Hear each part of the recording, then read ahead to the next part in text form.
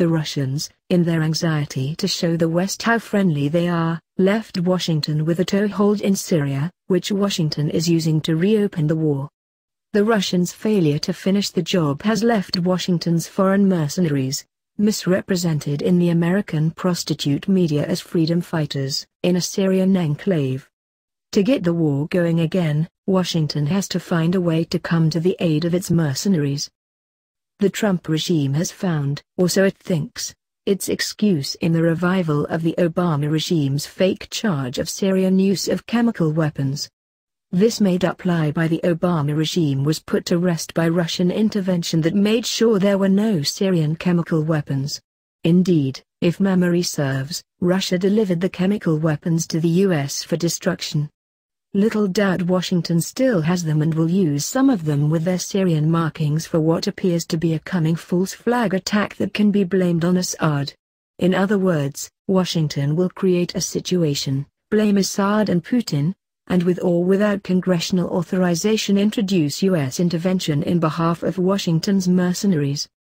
If we can believe US Secretary of Defense, Syria, a country without chemical weapons and in need of none in its mopping up operations against Washington's mercenaries, is using chlorine gas against its own people, exactly the same phrase as the Obama regime used when Obama tried to orchestrate an excuse to attack Syria. U.S. Secretary of Defense said that he is receiving reports of chlorine gas used by Assad while simultaneously saying he has no evidence of gas use, much less by the Syrian army. The U.S. Secretary of Defense actually accused Syria of targeting hospitals with chlorine gas even though he admits there is no evidence. He went on to accuse Russia of complicity in killing civilians, an endeavor in which the U.S. excels. Stephen Lendman reports that CIA director suggested a U.S. attack on Syrian forces may be forthcoming, saying Trump won't tolerate chemical weapons attacks, adding he hasn't made a decision on the latest reports about chlorine gas use. U.S. Secretary of State joined the orchestrated allegation even though he admitted there was no evidence. Of course, there has not been any chlorine gas use unless by the Washington-supplied mercenaries. But facts are not important to Washington. What is important to Washington is Israel's demand that Washington destroy Syria and Iran in order to get rid of Hezbollah's supporters so that Israel can seize southern Lebanon. No doubt that other interests are in on the plot.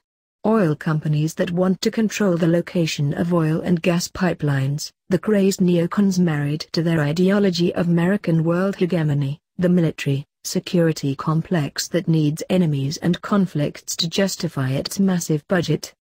But it is Israel's determination to expand its boundaries and water resources that set all of the Middle East conflict in motion.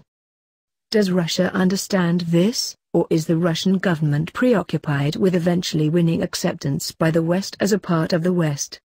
If the latter, the world is heading for nuclear war. The Russian government does not seem to understand that its pusillanimous response encourages Washington's aggression and, thereby, is driving the world to the final war. Every time Russia fails to finish the job, as in Syria and Ukraine, Russia does not win Washington's friendship, but extends to Washington yet another run at prevailing in the conflict that Washington initiated. Washington will not slack off until Washington is halted in its track, something that Russia does not seem willing to do. Consequently, Washington continues to drive the world to nuclear war. When will the Russians notice that literally everyone in the Trump regime is issuing threats to Russia? Government spokespersons, the UK PM and UK Foreign Secretary. Yet the Russians still speak about their partners and how much they want to get along with the West. There is no prospect whatsoever of the British going to war against Russia. The entirety of the UK would be instantly wiped out, yet the UK PM issues ultimatums to Russia. The entire Western world is insane. The Western politicians and prostitutes who serve them are driving the world to extinction. It appears that the military complex is closing its grip on the Trump regime.